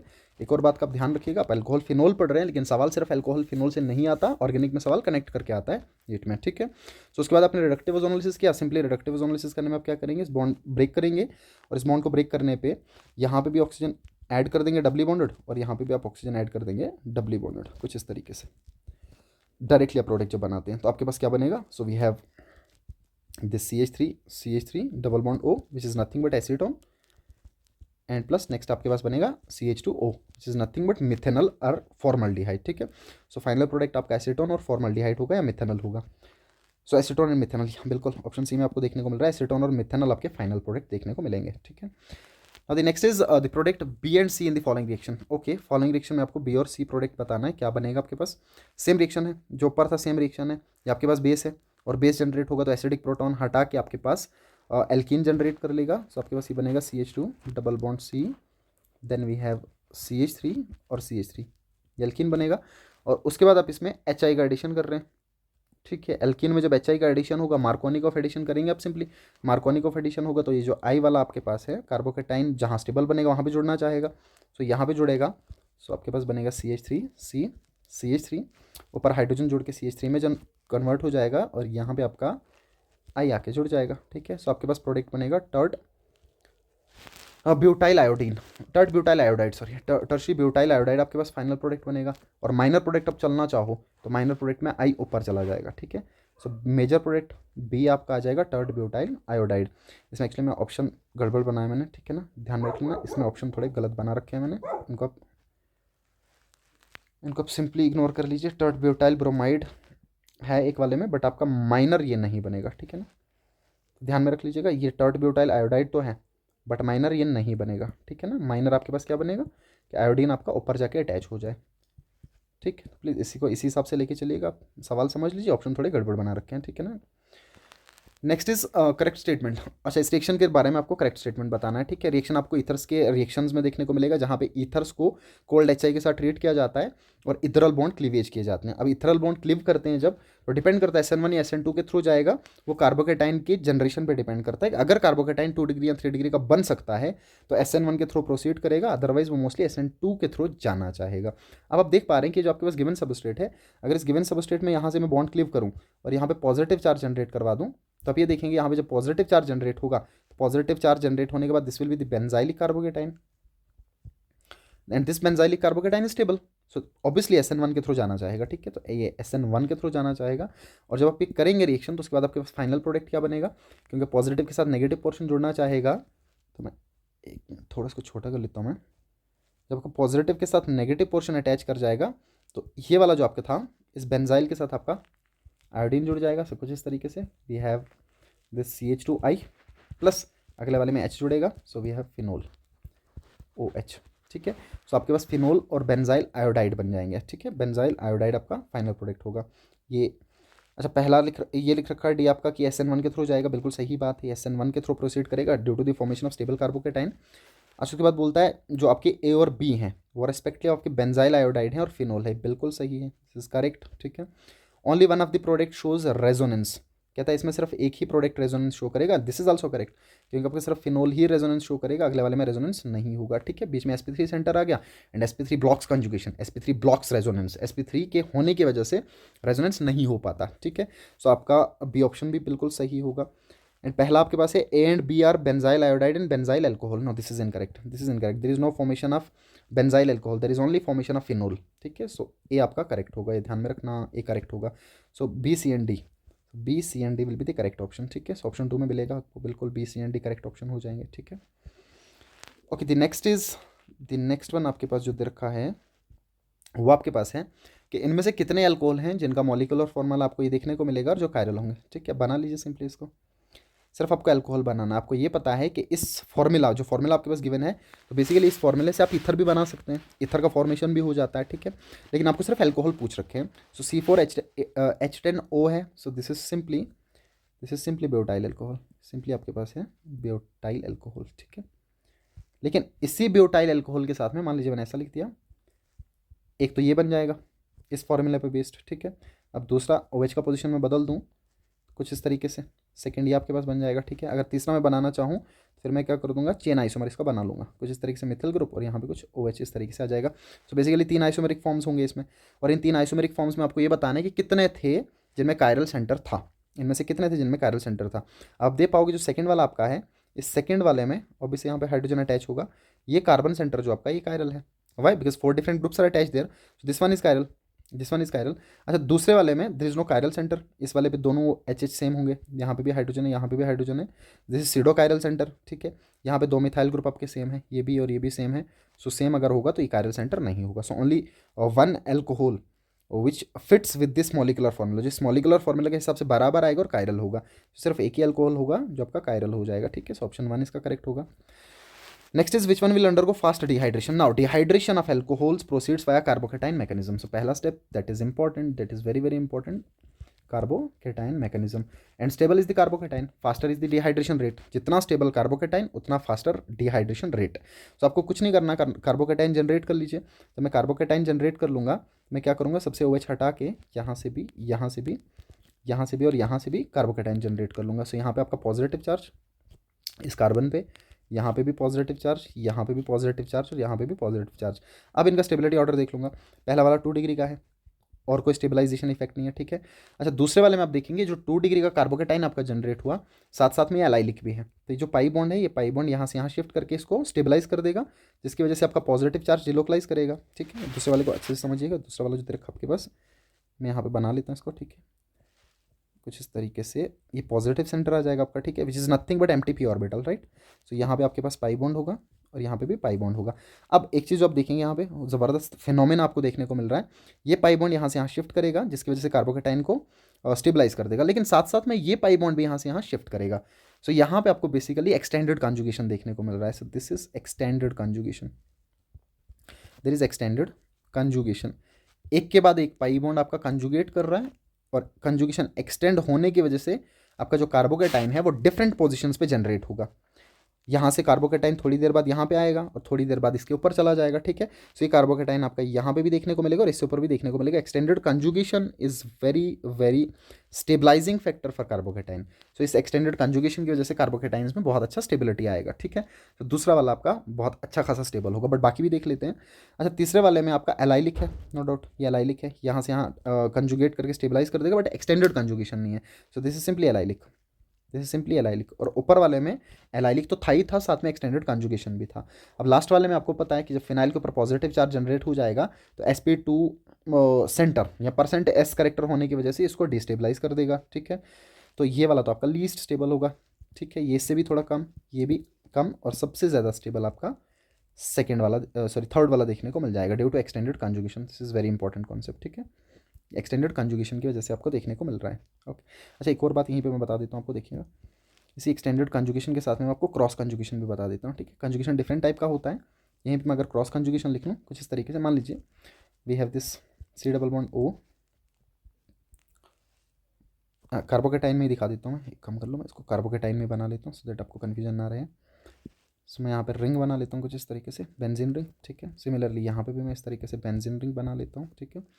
यहाँ पे मान लीजिए मैं मिथाइल ग्रुप बना लेता हूँ और यहाँ पे मैंने पॉजिटिव चार्ज लगा लिया, ठीक है। अब ये जो पॉजिटिव चार्ज आपका था, इस पॉजिटिव चार्ज को स्टेबल करने के लिए, या इसको और बेहतरीन समझिए तो डबल बॉन्ड भी बना सकते हैं आप, ठीक है। देखिए इस तरीके से, अब आपको पता है कि ये वाला जो आपका फिनाइल रिंग है, ये वाला फिनाइल रिंग भी यहाँ रेजोनेट कर सकता है, ये वाला फिनाइल रिंग भी यहाँ रेजोनेट कर सकता है, ठीक है। और जब दोनों तरफ से आपका रेजोनेंस देखने को मिल जाए तो इसको हम करते हैं cross conjugation. This is cross conjugation, ये क्रॉस कंजुगेशन है कि दोनों तरफ से चल रहा है। एक्सटेंडेड का मतलब एक ही लाइन में चल रहा है, एक ही तरफ से चल रहा है, डायरेक्शन है कि दोनों तरफ से नहीं है, यहाँ पे दो तरफ से कंजुगेशन देखने को मिल रहा है। दिस इज क्रॉस कंजुगेशन, और जो ऊपर वाला आपका है दैट इज एक्सटेंडेड कंजुगेशन। और जब सिग्मा बॉन्ड में फिनोमेना देखने को मिले आपको और साथ में पाई बॉन्ड हो, then that is hyperconjugation, उस टाइम पे आपका हाइपर कंजुगेशन आ जाता है, ठीक है। Next is how many among the following are aromatic alcohols, ठीक है, इनमें से कितने हैं जो एरोमेटिक एल्कोहल है, इसमें कंफ्यूजन नहीं बैठना चाहिए। एरोमेटिक एल्कोहल वो होंगे जहाँ पे OH ग्रुप आपका sp3 सेंटर के साथ जुड़ा होगा और उसके बाद वो फिनाइल के साथ जुड़ा होगा, ठीक है। OH ग्रुप आपका sp3 के साथ जुड़ा होना चाहिए और उसके बाद आपका वो फिनोल बेंजीन के साथ जुड़ा होना चाहिए। तो डायरेक्टली बेंजीन के साथ अगर जुड़ा होगा then that is not considered as aromatic alcohol. बात ध्यान में रखिएगा, आपको एरोमेटिक नहीं पूछा है, सिर्फ एरोमेटिक एल्कोहल पूछा है, तो दोनों में चीज़ों में अंतर है। नो डाउट ये सबके सब एरोमेटिक है, इसमें कोई अंतर नहीं है कि सब के सब एरोमेटिक हैं, बट आपको एरोमेटिसिटी नहीं पूछा गया, आपको पूछा एरोमेटिक एल्कोहल। तो एरोमेटिक एल्कोहल होने के लिए आपका OH ग्रुप sp3 के साथ जुड़ा होना चाहिए, जो बेंजीन के साथ में होना चाहिए, ठीक है। और ये आपका सिंपली कार्बिनोल है, फिनोल है, तो फिनोल आ जाएगा, ठीक है। ए आपका फिनोल आ जाएगा, तो एक को मैं काट देता हूँ, एक को मैं काट देता हूँ। बी आपका सही है, बी आपका सही है, ठीक है ना, सी भी आपका सही है, ठीक है। और ये जो डी है आपका, ये भी गलत है, ये फिनोल में आ जाता है, ये भी फिनोल में आ जाता है, ये आपका एरोमेटिक अल्कोहल में नहीं आता। तो इसका करेक्ट ऑप्शन होगा option B and C. Exemplar से उठा रखा है मैंने, ठीक है, एग्जाम्पलर का सवाल है। सो बी और सी आपका करेक्ट होगा। The next is which of the following species act as a strongest base. Okay, this is a pretty good question, दो इसमें कॉन्सेप्ट बहुत ईजी लग जाता है, बट स्टिल मैं इसको थोड़ा सा बता देता हूँ। सेकेंड, ओके, सो इनमें से सबसे स्ट्रॉन्गेस्ट बेस कौन सा होगा आपको ये बताना है। सो स्ट्रॉन्गेस्ट बेस होने के लिए आपको क्या करना है, सबसे पहले इनके एसिड्स बना लीजिए, ठीक है, सिंपली इनके एसिड्स बना लीजिए। बताइए जो पहला वाला आपका है, इसका एसिड क्या बनेगा, आपको प्रोटॉन ऐड करना है, ठीक है, इनके एसिड्स बनाने तो प्रोटॉन ऐड करना है। तो पहला वाला आपका H2O आ जाएगा, ठीक है, दूसरे वाला आपका ROH आ जाएगा, एल्कोहल बन जाएगा, ठीक है, तीसरा वाला आपका फिनोल बन जाएगा, that is C6H5OH। So we have C6, simply C6H5OH। And last वाला आपका आ जाएगा, this is nothing but orthonitrophenol. So we have NO2 group over here and OH over here, ठीक है। अब जो कॉन्सेप्ट लगाएंगे वो क्या है, जो कॉन्सेप्ट आप लगाएंगे वो क्या है, वो आपको पता है। जो कॉन्सेप्ट होगा वो होगा stronger is the acid, weaker is the conjugate base. Stronger is the acid, stronger is the acid, जितना स्ट्रॉन्ग एसिड रहा होगा, weaker is the conjugate base, उसका कंजुगेट बेस उतना वीकर, ठीक है। सो बेसिकली जो दिए गए स्पीशीज हैं कंजुगेट बेसिस हैं। अब आपको स्ट्रॉन्ग ढूंढना है, सो स्ट्रॉन्ग ढूंढने के लिए आप वीक एसिड ढूंढिए। अब इन चारों में से सबसे वीक एसिड आपको ढूंढना है। अब बताइए ये सबसे स्ट्रॉन्ग एसिड, सबसे स्ट्रॉन्ग एसिड मैं नंबर 1 पे बैठा देता हूँ, ठीक है। उसके बाद आपका फिनोल नंबर 2 पे। अब बच गया अल्कोहल और वाटर। आपको पता है वाटर का एसिडिटी अल्कोहल से ज़्यादा होगा because of stability of conjugate base, ठीक है। और इस वाले में कंजुगेट बेस डिस्टेबलाइज हो जाता है। सो आपका इन दोनों में से नंबर 3 पे एसिडिटी में आ जाएगा आपका, नंबर 3 पे अल्कोहल और नंबर 4 पे ये। तो ये आपका लीस्ट एसिडिक है, ये आपका लीस्ट एसिडिक। और सबसे लीस्ट एसिडिक, सबसे वीक एसिड अगर होगा तो इससे जनरेट होने वाला बेस सबसे स्ट्रांग होगा, ठीक है। तो इनमें से सबसे स्ट्रांग बेस होगा ऑप्शन सेकंड। और मोर ओवर आप इसको इस तरीके से ना चल के सिंपली आप इस तरीके से भी देख सकते हैं कि हमें जो आर ग्रुप होगा, ये आर ग्रुप प्लस आई लगाने की वजह से नेगेटिव चार्ज को या नेगेटिव इलेक्ट्रॉन डेंसिटी को बेसिकली और इंक्रीज करवा देगा और बेसिक स्ट्रेंथ को बढ़ा देगा, ठीक है। सो ऑप्शन सेकंड इसका करेक्ट होगा। बाकी पे इलेक्ट्रॉन डेंसिटी थोड़ा कम होगा इसके कंपैरिजन में। Next is which of the following is are will yield phenol. इनमें से कौन कौन सा आपका है जो फिनोल को यील्ड कर सकता है। इसका ऑप्शन नहीं में बना है, आप यहीं पे टिक कर सकते हो इसको, ठीक है। अच्छा, पहला आपके पास है कि आपने क्लोरोबेंजीन ले लिया और क्लोरोबेंजीन को फ्यूज कर दिया NOH के साथ 300 ATM प्रेशर पे, और उसके बाद हाइड्रोलिसिस किया जा रहा है, एसिडिक वर्कअप किया जा रहा है।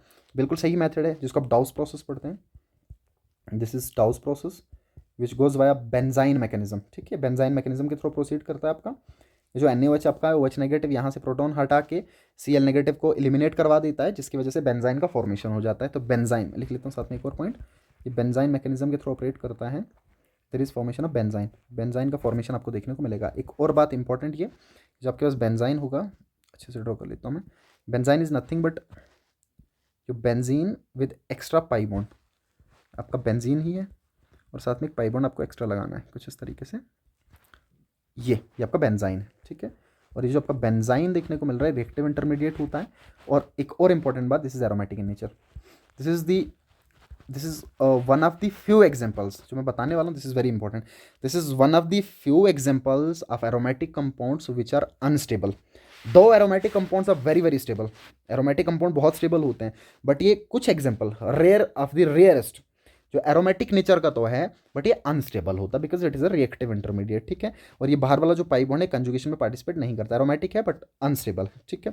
सो पहला डॉस प्रोसेस है और नो डाउट डॉस प्रोसेस में आपका फिनोल बनेगा, ठीक है। तो पहला ऑप्शन तो करेक्ट है आपका, okay. The next one is aniline. Aniline को NaNO2 के साथ ट्रीट किया जा रहा है सेल के प्रेजेंस में, डायजोटाइजेशन किया जा रहा है ऑब्वियसली। और डायजोटाइजेशन करने के बाद इसके सोल्यूशन को वार्म कर रहे हो, so there is formation of phenol, right. This is very very simple, again phenol का फॉर्मेशन होगा। Third is benzene with oleum, ठीक है, सल्फोनेशन किया जा रहा है, सल्फोनिक एसिड बनेगा आपके पास। और सल्फोनिक एसिड के बाद इसमें बेस के साथ हीटिंग किया जा रहा है, और आपको पता है बेस के साथ हीटिंग करने पे 3 मोल बेस के यूज़ हो जाते हैं, जिसके बाद आपके पास कुछ फिनोक्साइड आयन का फॉर्मेशन जनरेट हो जाएगा। और फिनोक्साइड आयन में एसिडिक वर्कअप करने के बाद no doubt this will get converted into phenol obviously. तो यहाँ पे भी फिनोल का फॉर्मेशन होगा। This is also correct, this is also correct, ठीक है।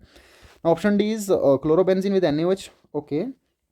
Then 298 kelvin temperature 1 ATM pressure, this is very very wrong, this is very very wrong. ऐसा इसलिए क्योंकि इतनी कम कंडीशंस में, इतने कम टेम्परेचर और प्रेशर पे आपका Cl एलिमिनेट नहीं हो पाएगा। आपको ये पता है कि जो आपके एरोमेटिक ये जो आपके एराइल हैलाइड्स होंगे, those are very less reactive, extremely less reactive towards nucleophilic substitution. और अगर आप न्यूक्लियोफिलिक सब्स्टिट्यूशन करवाना चाहते हैं, we have to use drastic condition. और ड्रास्टिक कंडीशंस के लिए आपका जो जो मैंने यहाँ पे ऊपर वाले मैंने टेम्परेचर मेंशन नहीं कर रखा, प्रेशर जो है वो मेंशन कर रखा है, that is 300 ATM pressure. 300 ATM pressure ये होना चाहिए। यहाँ पे 1 एटीएम मेंशन है, सो 1 ATM is very very less for this reaction to proceed. So this is not the correct way, this is not the correct way, reaction हो ही नहीं पाएगा, प्रोसीड ही नहीं करेगा, ठीक है, एक्टिवेशन मिलेगा नहीं प्रॉपर इसको। सो डी वाला आपका गलत हो जाएगा। सो ए, बी और सी सही मेथड्स होंगे, सही रिएक्शन है फिनॉल बनाने के लिए। The next was is phenol can be distinguish from ethanol by reaction with. अच्छा, फिनॉल और इथेनॉल में आपको डिस्टिंग्विश करना है। तो मान लीजिए मैं फिनॉल बना लेता हूँ, we have this phenol and then ethanol we have C2H5OH।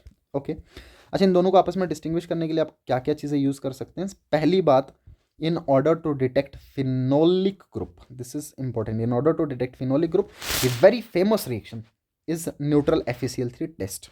So neutral FeCl3 test कर सकते हैं, ठीक है ना। तो पहला है आपका neutral FeCl3 test, neutral FeCl3 test, बहुत बहुत इंपॉर्टेंट, ठीक है। यही चीज़ आपको यहाँ पे ना देख के एल्डिहाइड के टोन में भी देखने को मिलती है डिस्टिंग्विश टेस्ट में, ठीक है।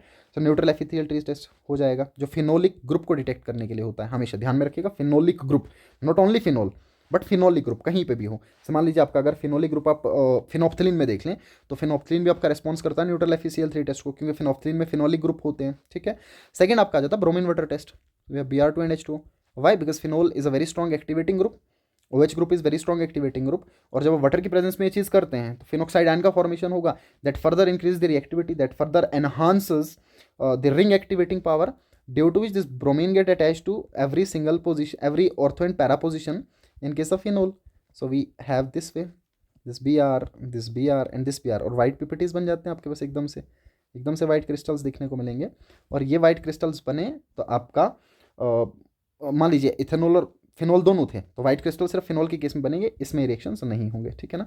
इस तरीके से इसमें रिएक्शंस दोनों देखने को मिलते नहीं हैं। और न्यूट्रल FeCl3 के केस में आप क्या देखेंगे, न्यूट्रल FeCl3 के केस में Cl3 हटेगा, और जैसे ही Cl3 हटेगा तो यहाँ से जो आपका फिनोक्साइड आयन जनरेट हो रहा है उसके 3 मोल आके आयरन के साथ में जुड़ जाएंगे। मैं फिलहाल 3 जोड़ रहा हूँ, अदरवाइज ये ऑक्टाहेड्रल में भी देखने को मिल जाता है। तो आपका C6H5O नेगेटिव 3 टाइम्स आयरन के साथ देखने को मिल जाएंगे आपको, ठीक है। और ये आपको वायलेट कलरेशन देगा। So this is the distinguish test for phenol. Hinsberg is used to distinguish among amines 1 degree 2 degree 3 degree. आपको पता है बेंजीन सल्फोनाइल क्लोराइड यूज़ किया जाता है। सो इसका करेक्ट ऑप्शन होगा option 2, that is bromine water test भी होगा, और साथ साथ में आपका न्यूट्रल FeCl3 टेस्ट भी देखने को मिल जाएगा। सो 1 and 3 बोथ, ओके। अच्छा, उसके बाद आपकी कॉलम मैचिंग है, मैंने एग्जाम्पलर से उठा रखे हैं, आप सिंपली इनको मैच कर सकते हैं। जो पहला आपके पास दे रखा है that is nothing but orthocresol, right, simply orthocresol दे रखा है आपके पास, ठीक है। Now second, 2 OH group 1-2 position पे आपको देखने को मिल रहे हैं, दिस इज कैटचोल, और कैटचोल भी इसको पढ़ते हैं, right, this is catechol. The third 1-3 position, this is resorcinol, OH 1-3 position पे रेजोर्सिनोल, और OH 1-4 पोजीशन पे आपका अगर है देन दैट इज हाइड्रोक्विनोन और क्विनोल। और जो ऊपर आपने देखा जो फिनोल का ऑक्सीडेशन करने के बाद बना आपका, वो था आपका बेंजोक्विनोन, और ये है quinol. The last one that is phenyl ethyl, simply ethyl phenyl ether. जो इथाइल फिनाइल ईथर आपको देखने को मिल रहा है इसको फिनिटोल भी पढ़ते हैं, right, this is phenetole. Ethyl phenyl ether is known as phenetole, again this is important, ठीक है, मैच कर लिया आपने। So next one is methanol, okay, ये भी मैचिंग वाला है आपका, ठीक है। सो मिथेनॉल को हम मैच कर लेंगे। सो मिथेनॉल आपका मैच कर जाएंगे इन चारों ऑप्शंस में से वुड स्पिरिट के साथ, इसको वुड एल्कोहल भी पढ़ते हैं, और ये बनाया जाता है आपका destructive distillation of would say. इसको बनाने की प्रक्रिया को बोलते हैं destructive distillation of wood, destructive distillation of wood. Wood का डिस्ट्रक्टिव डिस्टिलेशन करके मिथेनॉल बनाया जाता है, which is unfit for drinking, आपको पता है, ठीक है ना। सेकंड इज आर्टी रिएक्शन, राइमर-तैमान रिएक्शन, ठीक है। राइमर-तैमान रिएक्शन में क्या किया जाता है, फिनोल को कन्वर्ट किया जाता है आपके सैलिसिल डिहाइड में, ठीक है। और सैलिसिल डिहाइड को ही आप पढ़ते हो ऑर्थोहाइड्रोक्सी बेंजल डिहाइड। तो दूसरा आपका एक के साथ मैच कर जाएगा, that is phenol into orthohydroxy benzaldehyde. Kolbe's reaction में आपका फिनोल कन्वर्ट किया जाता है ऑर्थोहाइड्रोक्सी बेंजोइक एसिड में, जिसको आप सैलिसिलिक एसिड भी पढ़ते हैं। तो तीसरा आपका डी के साथ मैच कर जाएगा सिंपली।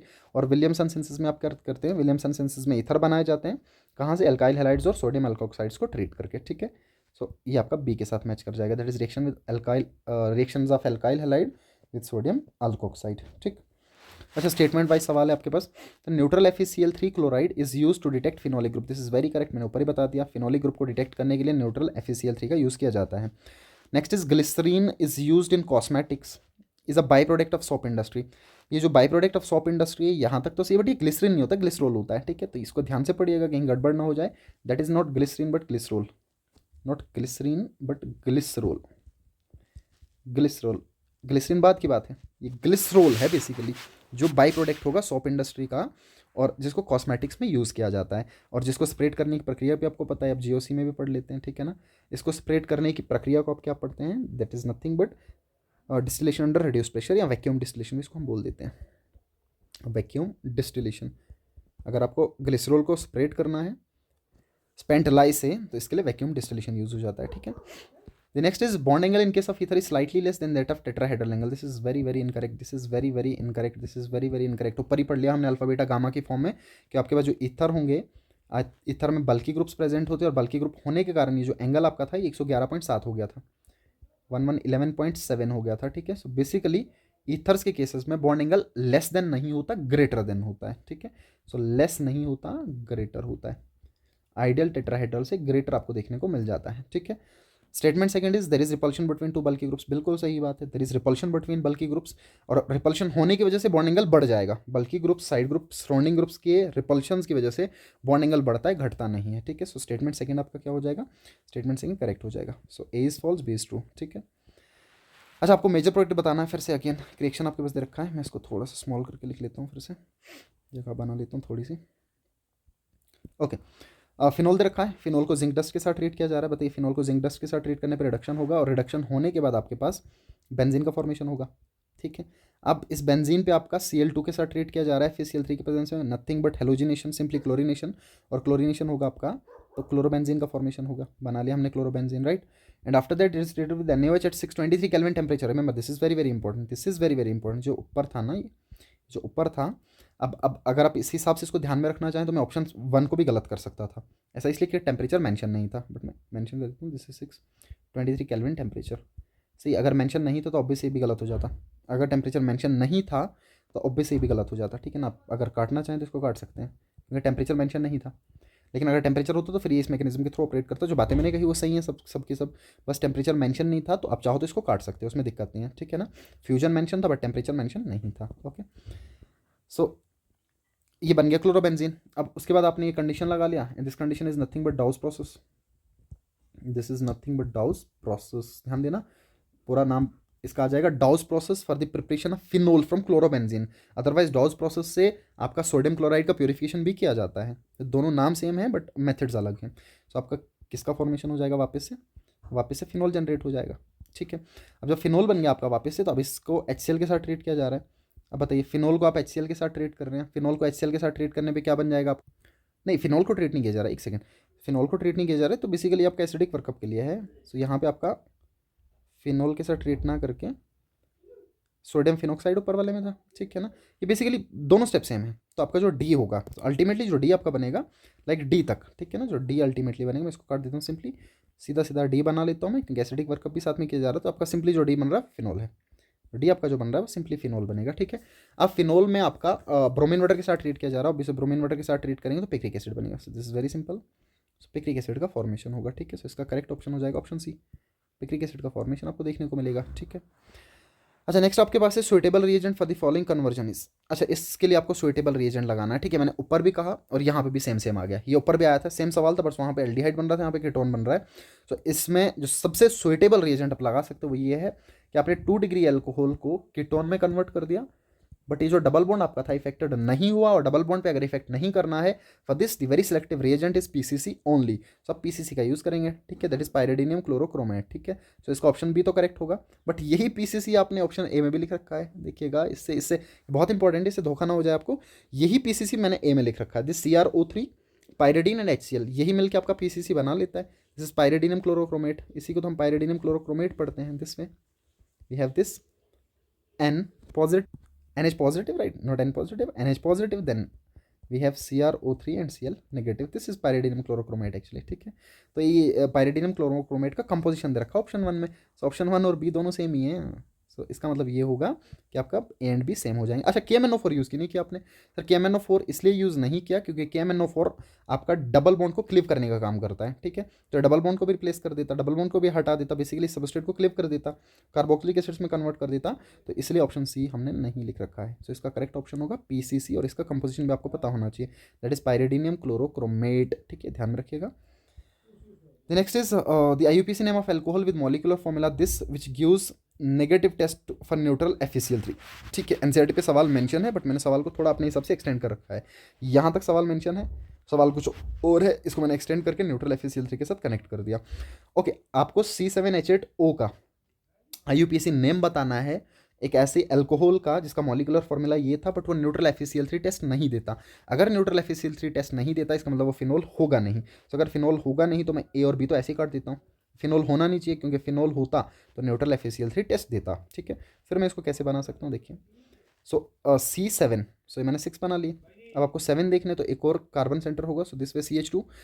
हाँ, दो तरीके से बना सकते हो। एनसीईआरटी पे जो सवाल है उस हिसाब से तो यह आ जाता है कि आपने CH3 लिख दिया और OH लिख दिया। आप क्रिसोल लिख सकते थे अपने हिसाब से, जो भी होगा सुइटेबल, लेकिन क्रिसोल फिनोलिक टेस्ट देता। अगर पॉजिटिव लिखा होता फिर तो एक क्रिसोल्स में आ जाता, लेकिन अब नेगेटिव फिनोलिक टेस्ट है, तो इसका मतलब CH2 के साथ में मैं OH यहाँ पे अटैच कर दूंगा। अब बताइए, ये तो एरोमेटिक एल्कोहल आ गया, फिनोल तो नहीं आया, दिस इज एरोमेटिक एल्कोहल। तो अगर एरोमेटिक एल्कोहल आया तो ये फिनोलिक टेस्ट नहीं देगा, और अगर फिनोलिक टेस्ट नहीं देगा तो आपका IUPAC नेम क्या बन जाएगा इसका? So this is simply 1 phenyl methanol. 1 पे फिनाइल ग्रुप है and then methanol. So last option देखिए, 1 फिनाइल मिथेनॉल। अच्छा, बेंजाइल अल्कोहल भी इसी को पढ़ते हैं, लेकिन ये गलत हो जाता, क्योंकि आपको IUPAC नेम पूछा है, तो जल्दी जल्दी में आंसर मत खींचेगा। IUPAC पूछा है, सो 1 फिनाइल मिथेनॉल। कॉमन नेम पूछ लेते तो फिर बेंजाइल अल्कोहल सही हो जाता, और ऊपर IUPAC मेंशन ना कर रखो तो दोनों सही हो जाते, ठीक है। Okay, next is identify the correct product, major product, sorry major product. Okay, आपको मेजर प्रोडक्ट आइडेंटिफाई करना है इसमें। अच्छा, मैं इसको थोड़ा सा छोटा करके लिख लेता हूँ। अच्छा सवाल है, इधर से कनेक्ट कर रखा है मैंने।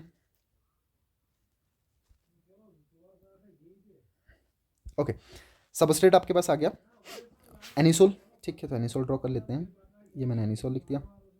सो we have OCH3। Now anisole पे क्या जा रहा है? नाइट्रेशन। ध्यान दीजिएगा, इसमें गड़बड़ मत कीजिए। H2SO4 HNO3 which is a nitrating mixture, आप सिर्फ H2SO मत पढ़िएगा। So this simply nitration. So अगर आपका नाइट्रेशन होगा तो नाइट्रोनियम आयन आके जुड़ जाएगा, इलेक्ट्रोफिलिक सब्स्टिट्यूशन करवा देगा, ठीक है। और मोर एवर जो OCH3 ग्रुप आपका देखने को मिल रहा है, this is OP director, it's very simple, OP director. और मेजर पूछा है ए में, सो आपका ए में अगर मेजर पूछा गया है तो इसका मतलब पैरा पोजिशन ऑक्यूपाइड होगा। तो दिस वे OCH3 और पैरा पे आपका NO2 जुड़ जाएगा, ठीक है। अच्छा, इसके बाद इस पर टिन प्लस HCl लगाया जा रहा है, which is a reducing agent and reduces NO2 to NH2। ये आप मीन्स में भी पढ़ते हैं, ठीक है। सो NO2 को NH2 में रिड्यूस कर देगा। कर दीजिए सिंपली ये काम। सो वी हैव दिस OCH3 और NO2 को रिड्यूस करके मैंने NH2 में कन्वर्ट कर दिया, ठीक है। अच्छा, इसके बाद तीसरे स्टेप में क्या किया जा रहा है? इसका क्लोरिनेशन किया जा रहा है। अब इसका अगर क्लोरिनेशन आपको करना है, Cl पॉजिटिव आपको अगर जोड़ना है, ठीक है, आपको पता है ये जनरेट होगा इलेक्ट्रोफाइल। उस टाइम पे आप ये देखेंगे कि इनमें से NH2 और OCH3 में से आपका मोस्ट स्ट्रॉन्ग एक्टिवेटर कौन सा है, because you know the concept, if benzene is disubstituted then at that time the directive influence is shown by that, it dominated by that, which is a very strong activator. So इन दोनों में से जो सबसे strong activator होगा वो decide करेगा आपका ग्रुप कहाँ पे जुड़ेगा। और इन सब में से ये जो NH2 ग्रुप है, this is a very strong activator, this is a very strong activator, तो ये डायरेक्टिव इन्फ्लुएंस शो करेगा। और जो अगले वाला आपका है activator, this is strong activator right. अगले वाला आपका मॉडरेट एक्टिवेटर होता है, ठीक है। तो ये डिसाइड नहीं करेगा, स्ट्रॉन्ग एक्टिवेटर डिसाइड करेगा, ठीक है। जब स्ट्रॉन्ग एक्टिवेटर डिसाइड करेगा तो ये OP डायरेक्टर है, और अगर OP डायरेक्टर है इसके रेस्पेक्ट में पैरा पोजिशन तो एनिसोल मिथॉक्सी ग्रुप बैठा हुआ है, तो इसका ऑर्थो पोजिशन ऑक्यूपाइड हो जाएगा, ठीक है। सो अगर इसका ऑर्थो पोजिशन ऑक्यूपाई हो जाएगा NH2 के रेस्पेक्ट में, तो we have this CH3, we have this NH2, और इसके रेस्पेक्ट में जो ऑर्थो पोजिशन आपको देखने को मिल रहा है वो यहाँ पे मिलेगा आपको। सो यहाँ पे आपका Cl जुड़ जाएगा सिंपली, ठीक है। यहाँ पे या निचले वाले किसी भी ऑर्थो पोजिशन पे आप जोड़ दीजिएगा, से आपका फाइनल प्रोडक्ट हो जाएगा, ठीक है। मैच कर लीजिए, फाइनल प्रोडक्ट आपका कहाँ पे देखने को मिल रहा है? NH2 की रिस्पेक्ट में ऑर्थो, NH2 की रिस्पेक्ट में ऑर्थो, और ये 4 पे OCH3, बिल्कुल सही। ऑप्शन डी आपका करेक्ट होगा, ठीक है ना। ऑप्शन सी इनकरेक्ट है, देखिए क्यों? क्योंकि Cl को OCH3 के रेस्पेक्ट में जोड़ रखा है, तो गलत हो जाता है, ठीक है ना। तो ऑप्शन डी है, बढ़िया सवाल है, जिंदा सवाल है, ठीक है। अच्छा, रिएक्टिव इंटरमीडिएट कौन सा बनेगा आपका RT रिएक्शन में? Again this is very important, simple है, एक बार PYQ में भी आ रखा है, ठीक है ना। सो आपका अगर RT रिएक्शन हो रहा है, राइमर तैमान रिएक्शन हो रहा है, तो आपको ये पता होना चाहिए कि राइमर तैमान रिएक्शन में आप फिनोल को ट्रीट किया जाता है। राइमर तैमान रिएक्शन में आपका फिनोल जो है, this is treated with chloroform CHCl3 in basic media, NaOH की प्रेजेंस में, ठीक है। फाइनल प्रोडक्ट भी आपको पता है, जो फाइनल प्रोडक्ट आपके पास बनता है दैट इज सिंपली सैलिसल्डिहाइड, ये फाइनल प्रोडक्ट होगा। अब इसका मैकेनिज्म अगर आप देखेंगे तो मैकेनिज्म ध्यान में रखते हुए आप ये बता सकते हैं कि आपका इंटरमीडिएट क्या जनरेट होगा। अब देखिए, अगर इसका मैं मैकेनिज्म लिख लूँ, जो स्टेप्स आपके इन्वॉल्व हो रहे हैं, जो मेन इस रिएक्शन पे जो चल रहा है वो ये है कि जो क्लोरोफॉर्म आपका होगा दैट इज CH, और जो Cl3 आपके पास है, in presence of base, in presence of OH negative, ये प्रोटॉन जो इसके पास, ये हाइड्रोजन जो है इसके पास, ये एसिडिक होता है, और ये OH नेगेटिव इस एसिडिक हाइड्रोजन को उठा के ले जाएगा। जब एसिडिक हाइड्रोजन को उठा के ले जाएगा तो कुछ इस तरीके से विल हैव Cl, और Cl के ऊपर आपका नेगेटिव चार्ज जनरेट हो जाएगा, सॉरी C के ऊपर नेगेटिव चार्ज जनरेट हो जाएगा, और ये 3 Cl इसके साथ में देखने को मिल जाएंगे। अब इसमें से एक Cl आपका लिव कर जाता है, ये जो Cl है अच्छा लिविंग ग्रुप होता है, हट जाएगा।